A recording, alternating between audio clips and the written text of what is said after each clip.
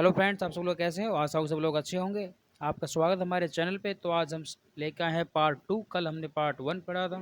तो आइए अभी हम देखते हैं कि हम किन किन टॉपिक्स पे बात करेंगे। हालांकि हमने कल पार्ट 1 में डिस्कस कर लिया था कि हम आज पार्ट 2 में क्या क्या टॉपिक्स करेंगे। तो फिर भी हम एक बार फिर दोबारा हम स्टार्ट करते हैं कि हम क्या टॉपिक करेंगे। तो हमारा पहला टॉपिक है cell wall, cell membrane, endoplasmic reticulum, ribosome, lysosome. और इसी तरह जो ये टॉपिक है हमारे नीचे तक इसमें आते हैं यूकैरियोटिक सेल तक। तो आइए अभी इसमें जो देखते हैं हम, तो आइए हम स्टार्ट करते हैं। और जो कुछ पार्ट रहते होंगे उनको हम पार्ट 3 में पूरा कर लेंगे। तो आइए हमारा सेल वॉल का स्टार्ट करते हैं। कोशिका भित्ति। तो जो सेल वॉल होती है वो हमारे पास होती है कोशिका भित्ति। तो आइए हम देखते हैं कि जो ये किस में प्रेजेंट होगी या किस में उपस्थित होती है। तो जो ये सेल वॉल है ये हमारे पास जो प्रेजेंट होगी ये ओनली प्रेजेंट इन प्लांट्स, ये ओनली सिर्फ प्लांट्स के अंदर ही प्रेजेंट होगी। और जो इसकी जो फॉर्मेशन है वो किस में बनी होगी, जो इसकी फॉर्मेशन है वो सेलुलोज से बनी होती है। अब जो सेलुलोज है वो क्या होता है, जो सेलुलोज एक कार्बोहाइड्रेट का ही रूप होता है। तो अभी इसमें जो देखते हैं हम, जैसे हमने मान लिया एक सेल है हमारे पास, तो सेल में एक न्यूक्लियस होता है या जिसे हम केंद्र भी कह सकते हैं। और जो ये ऊपर की जो लेयर होती है वो हमारे पास जो होगी इसको हम कहेंगे सेल वॉल। और जो पूरा कंप्लीट जो ये है ये इसको हम कहते हैं प्लांट सेल। तो जो ये सेल वॉल होती है ये कोशिका भित्ति होती है और ये हमारे काम आती है। जो ये सेल है इसके आकार को जो है संजो के रखती है, इसको नियंत्रित रखती है। इसकी जो इंग्लिश में कहते हैं हम इसके रेजिडिटी को जो है ये परफॉर्म जो करती है, जो इसकी रेजिडिटी को कंट्रोल रखती है। तो आइए अब हम पढ़ते हैं सेल मेम्ब्रेन को। तो हमारे पास जो सेल मेम्ब्रेन है ये जो प्रेजेंट होगी ये ओनली प्रेजेंट होगी एनिमल्स और ह्यूमन बींग्स में, या हम कहें कि ये केवल जीवों में ही पाई जाती है। तो आइए अब इसका जो हम फॉर्मेशन है उसको भी हम देख लेते हैं कि ये किससे बनी हुई है। तो जो फॉर्मेशन है वो प्रोटीन और लिपिड्स से बनी हुई होती है ये। तो अभी देख लेते हैं जो इसका स्ट्रक्चर है वो सैंडविच लाइक स्ट्रक्चर होता है। तो हमने ये स्ट्रक्चर ड्रॉ कर दिया है। इसमें जो अपर लेयर्स जो होती है ये प्रोटीन्स की होती है, जो अंदर जो होता है इसमें वो लिपिड्स भरा होता है। तो ये एक सैंडविच लाइक स्ट्रक्चर है सेल मेम्ब्रेन का। तो इसमें अभी आगे देखते हैं कि जो ये सैंडविच लाइक स्ट्रक्चर है इसमें हम क्या क्या है। जो इसमें जो इम्पोर्टेंट जो नोट है वो इसमें यही है कि जो सेल मेम्ब्रेन है इसको हम अर्धपारगम्य झिल्ली भी कह सकते हैं या हम सेमी परमेबल मेम्ब्रेन भी कह सकते हैं।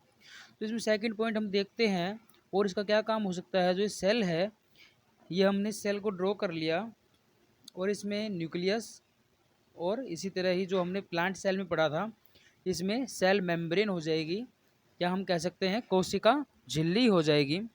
तो इसका कोशिका झिल्ली में ये क्या काम करती है, ये जो बाहर से जो हार्मफुल सब्सटेंस जो आते हैं या अंदर से बाहर की ओर जो आवागमन होता है उनको जो है ये कंट्रोल रखती है, उनका निर्धारण करती है। हम इनको कह सकते हैं कि जो आवागमन होता है सेल के अंदर उनका जो है ये निर्धारण करेगी या उनको ये कंट्रोल रखती है या उनको संजो के रखती है, ये भी हम कह सकते हैं। तो आइए हम जो अपने थर्ड पॉइंट पे है उस पर चलते हैं। तो हमारा जो थर्ड पॉइंट है वो एंडोप्लाज्मिक रेटिकुलम होता है। एंडोप्लाज्मिक रेटिकुलम का हमने फिगर देख लिया है। ये ट्यूबलेस स्ट्रक्चर्स होती है या हम कह सकते हैं ये नलिका की तरह ही आकृति इसकी जो होती है। तो जो सेल है हमने इसका फिगर देख लिया है। तो ये क्या है, पूरी आउटर लेयर सेल मेम्ब्रेन होती है और जो अंदर है ये न्यूक्लियस, और जो न्यूक्लियस के साइड में जो ट्यूबलेस स्ट्रक्चर जो होती हैं ये हमारे पास क्या है, ये हमारे पास है एंडोप्लाज्मिक रेटिकुलम।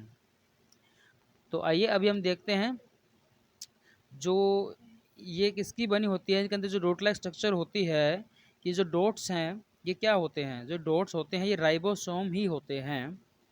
तो राइबोसोम क्या होते हैं वो हम आगे पढ़ेंगे अगले पॉइंट में। तो पहले हम इनको देख लेते हैं। जो dot like structure endoplasmic reticulum में राइबोसोम होते हैं और इन्हें क्या काम होता है, ये प्रोटीन और फैट का ट्रांसफॉर्मेशन करते हैं। कहाँ पे करते हैं, ये सेल मेम्ब्रेन में करते हैं। क्यों? क्योंकि वो हेल्प करती है ग्रोथ में। उनको कोई चीज़ नीड होती है तो वो हेल्पिंग प्रोसेस के लिए ये ट्रांसपोर्टेशन का वर्क करते हैं, प्रोटीन और फैट का। तो इसी तरह अब हम देखते हैं जो इसमें सेकंड पॉइंट हमारे पास आता है, वो क्या होता है कि जो इसमें दानेदार जो संरचना होती है, हमने ऊपर पढ़ा भी है फिगर में, जो ये दानेदार संरचना है ये होती है राइबोसोम की। तो हम इसमें अच्छे से और देख लेते हैं, जिसमें ये डॉट लाइक स्ट्रक्चर दिख रही है, तो ये क्या होते हैं, ये राइबोसोम होते हैं। क्या होते हैं? राइबोसोम। आशा होगी सर सबको समझ आ रहा होगा। तो हम देख लेते हैं जो ये है, इसमें लिख भी दिया कि जो ये एंडोप्लाज्मिक रेटिकुलम के अंदर डॉट-लाइक स्ट्रक्चर जो फॉर्मेशन होती है, इसको हम राइबोसोम कहते हैं। तो अब ये राइबोसोम का जो टॉपिक है ये हमारे पास आ गया है। तो पहले हम इसको पढ़ लेते हैं कि जिसकी खोज है वो किसने की। तो जिसकी खोज है वो पैलेडे वैज्ञानिक ने की थी। किसने की थी? पैलेडे वैज्ञानिक ने।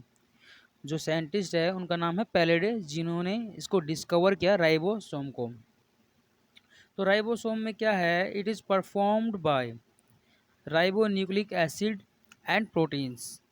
ये क्या होता है, ये जो किससे फॉर्म, ये किससे बने होते हैं, ये राइबोन्यूक्लिक एसिड और प्रोटीन से बने होते हैं। और दूसरा पॉइंट जो हमारे पास है, ये क्या काम करता है, ये प्रोटीन सिंथेसिस का काम करता है, या हम लिख सकते हैं प्रोटीन संश्लेषण।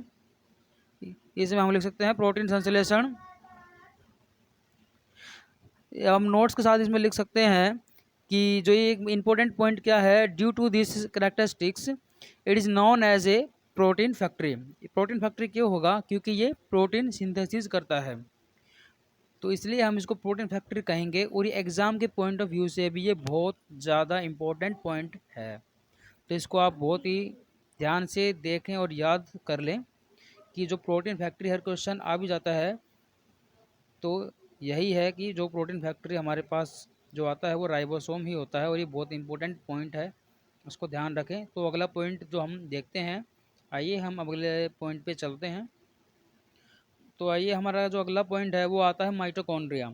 तो माइटोकॉन्ड्रिया आता है, तो इसकी जो खोज की थी उसको देख लेते हैं। जो इसकी खोज की थी वो जो वैज्ञानिक थे वो हमारे पास अल्टमैन थे। कौन थे? अल्टमैन थे। तो अब जो माइटोकॉन्ड्रिया होता है उसका हमने फिगर देख लिया है। ये सामने इसी तरीके का फिगर होता है हमारे पास माइटोकॉन्ड्रिया का। और इसके बाहर जो हम अगर सेल को अगर हम फॉर्म करें तो सेल बन गई, अंदर जो हमारे पास ये न्यूक्लियस बन गया। और इसी तरीके से जो माइटोकॉन्ड्रिया होता है वो सेल के अंदर प्रेजेंट होता है। तो जो ये है ये हमारे पास माइटोकॉन्ड्रिया हो गया। तो आइए हम देखते हैं इसमें जो हमारे पास सेकंड पॉइंट है, जो कोशिका जो इम्पोर्टेंट है, ये क्या है कि जो कोशिका का श्वसन स्थल, ये हम कह सकते हैं जी क्या है, जो कोशिका का जो सेल का ये सांस लेने का प्लेस है। ये एक इम्पोर्टेंट पॉइंट है ये भी, कि जो ये क्या है, ये कोशिका का या सेल का जो है सांस लेने का प्लेस है। ये जो माइटोकॉन्ड्रिया होता है कोशिका का श्वसन स्थल कहलाता है। और जो दूसरा पॉइंट हमारे पास आता है, ये आता है इसमें जो कार्बनिक पदार्थ या ऑर्गेनिक जो हमारे पास सब्सटेंसेस होते हैं, उनका जो है ये क्या करता है, ऑक्सीडेशन करता है, या हम हिंदी में कहें तो ऑक्सीकरण करता है। इस ऑक्सीडेशन के कारण ही इसमें एक हैवी जो है एनर्जी का फॉर्मेशन होता है। जो एनर्जी है, ऊर्जा है, वो पैदा होती है। जो ऊर्जा पैदा होती है वो हमारे पास एटीपी की फॉर्म में होती है। एटीपी का जो फुल फॉर्म होता है वो होता है एडिनो ट्राइफॉस्फेट। जो 1 एटीपी होता है वो 7.8 KCAL या हम कैलोरी कह सकते हैं। ये एक हाई एनर्जी रिलीज़ करता है, ये हाई एनर्जी रिलीज़ करता है।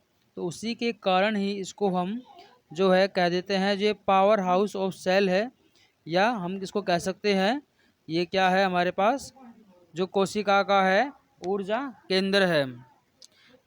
ये है जो ऊर्जा केंद्र है कोशिका का। तो आइए हम जो देखते हैं अपने अगले पॉइंट के अंदर, कि अब जो अगले पॉइंट्स हमने जो पीछे पॉइंट पढ़ लिए वो आशा सबको समझ में आ गए होंगे। या हम एक क्वेश्चन से एग्जांपल ले लेते हैं। ये क्वेश्चन पूछ लेता है कि what is power house of the cell, कि जो पावर हाउस है सेल का वो क्या होता है। ये क्वेश्चन राइज हो जाता है एग्जाम्स में। तो इसका आंसर ऑब्वियसली पता है, सबको पता होगा अब तो ये माइटोकॉन्ड्रिया ही होता है। तो आइए अभी हम अगले पॉइंट पे देखते हैं, आशा होगी आपको समझ आ रहा होगा। तो चलिए, अब हमारा अगला पॉइंट जो आता है वो आता है लाइसोसोम का। वो आता है लाइसोसोम का, जो इसकी खोज की थी वो डी डुवे ने की थी। डी डुवे ने की थी। और जो इसका मेनली वर्क होता है वो क्या होता है, ये जो हमारे पास हानिकारक बैक्टीरिया या वायरस जो हमारे सेल में एंटर कर जाते हैं उनको नष्ट कर देना, उनको डैमेज या डिस्ट्रॉय कर देना या उनका डाइजेशन कर लेना। अगर इसके अंदर जो हमारे पास जो इसका जो एंजाइम्स है, इसके अंदर 24 टाइप्स के जो एंजाइम हमारे पास होते हैं।